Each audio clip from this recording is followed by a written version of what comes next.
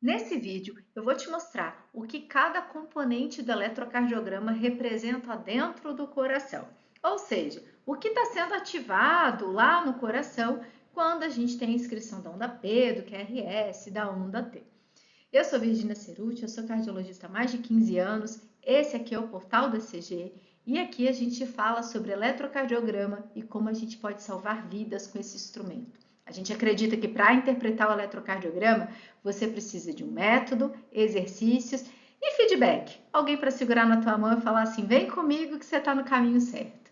Bom, você não precisa decorar tudo de eletro para salvar vidas. O que você precisa é reconhecer as alterações eletrocardiográficas que realmente têm um risco iminente de vida para o teu paciente. Porque, afinal, é isso que médico gosta, de salvar vidas e ajudar as pessoas, não é mesmo? Mas vamos lá. O que cada componente do eletrocardiograma representa lá dentro do coração. Mas antes de começar, já começa me seguindo aqui para você não perder nenhum conteúdo desse canal. Vamos lá. O eletrocardiograma, lá pelas idos de 1800 e bolinha, surgiu na forma de galvanômetro de corda, onde a gente registrava a corrente elétrica. Afinal, descobriram lá que o coração, em cada batida cardíaca, tinha uma corrente elétrica sendo gerada. E o galvanômetro foi o primeiro instrumento ali que foi capaz de fazer essas medidas de corrente elétrica. Depois de muito desenvolver, até que chegou ali em 1902, 1903, o Beethoven aperfeiçoou esse galvanômetro e chegou ao que era perto do eletrocardiograma de hoje, né? E ele começou a registrar uma porção de coisa. Com o passar do tempo, a gente foi descobrindo o que cada componente do eletro é, tá? Então, vem aqui comigo nessa imagenzinha bonitinha que tem aqui. Eu tenho um coração com as 4 cavidades aqui, átrio esquerdo, a ventrículo esquerdo, átrio direito, ventrículo direito, e no teto do átrio direito, próximo à veia cava superior, eu tenho o nó sinusal. Um conjunto de células pálidas que são responsáveis pela produção do impulso elétrico inicial. Essas células são especializadas, elas têm a capacidade de se autodespolarizar e elas fazem isso a cada 60 vezes a 100 vezes a cada minuto.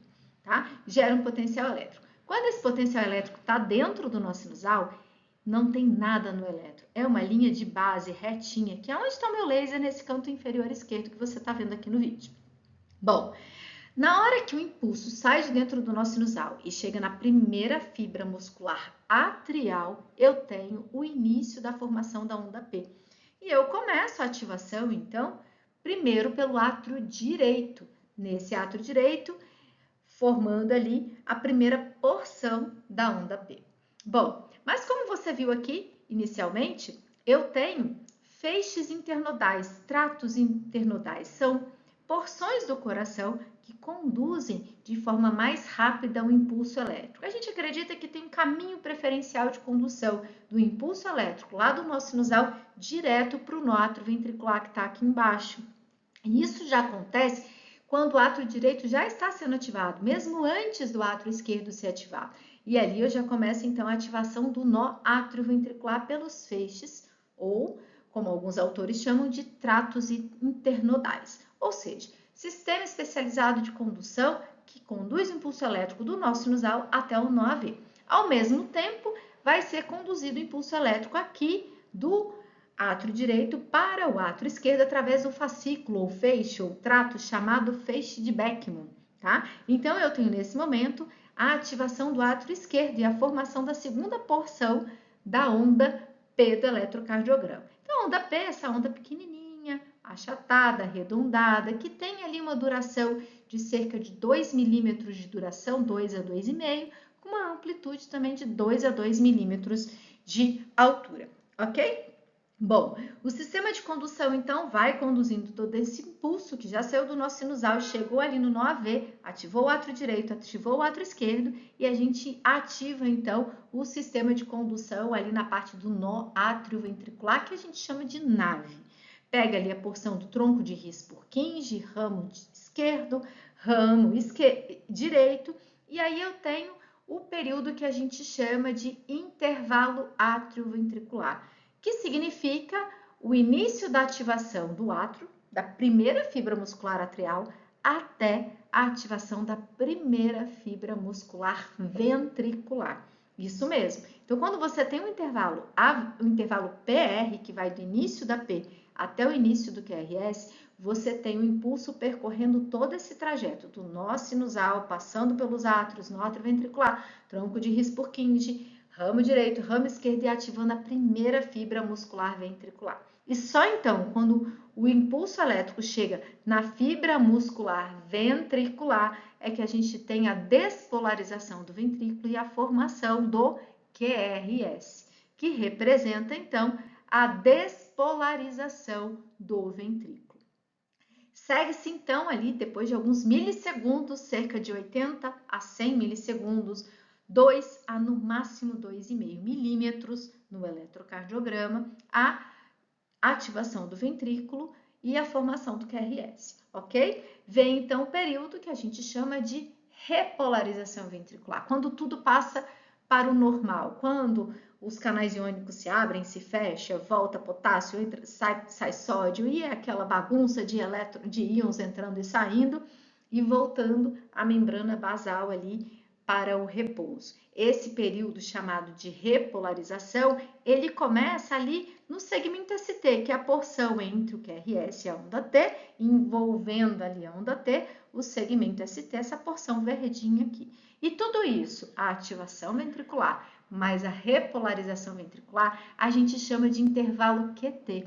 E é o período que a gente mede, então, todo o potencial elétrico no coração, nas fibras ventriculares. Ele compreende a ativação e a repolarização. Aquelas fases do potencial de ação que você vê lá, fase 0, 1, 2, 3 e 4, é o intervalo QT. Aí é nesse período, principalmente no segmento ST e na onda T, que a gente tem um período vulnerável para a ocorrência de arritmias. Se vier um extraestímulo, uma extrasístole, alguma coisa ali nesse período, principalmente em cima da onda T, pode ocorrer as arritmias, tá bom? Então é por isso que você precisa saber de todos esses detalhes e identificar cada uma dessas porções no eletrocardiograma. Todo eletro vai ter um QRS, porque se não tiver QRS, não tem batimento ventricular, não tem sístole, não tem vida, não tem pulso. É uma sistolia. Mas o eletro pode não ter a onda P e nesse momento o ritmo não será sinusal. Ele pode ter, por exemplo, uma fibrilação atrial, um flutter atrial, um ritmo não sinusal. Então, sempre identifique o QRS no eletrocardiograma e busque por uma ondinha achatada, bonitinha, antes dele. Em torno ali de 200 milissegundos é o período que você vai encontrar a onda P. Se não encontrou, veja se a atividade elétrica atrial é organizada. Se ela for organizada em ondas que parecem um dente de serrote, deve ser um flutter atrial. Se ela for organizada, mas com uma onda P que não parece sinusal, pode ser um ritmo atrial ectópico. E se não tiver onda P e for tudo bagunçado, provavelmente você está diante de uma fibrilação atrial. Aí é só você olhar se o RR está regular. Se o RR estiver irregular, você tem uma fibrilação atrial, que é a arritmia que todo médico precisa saber reconhecer, porque ela está relacionada ao risco de acidente vascular cerebral, que é o AVC.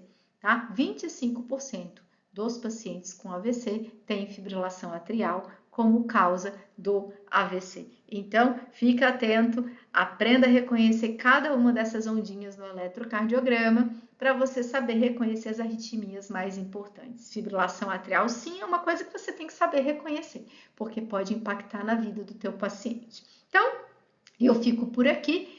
E se você gostou desse vídeo, curta, compartilhe para mais gente salvar vidas, aprendendo o que realmente importa em eletrocardiografia.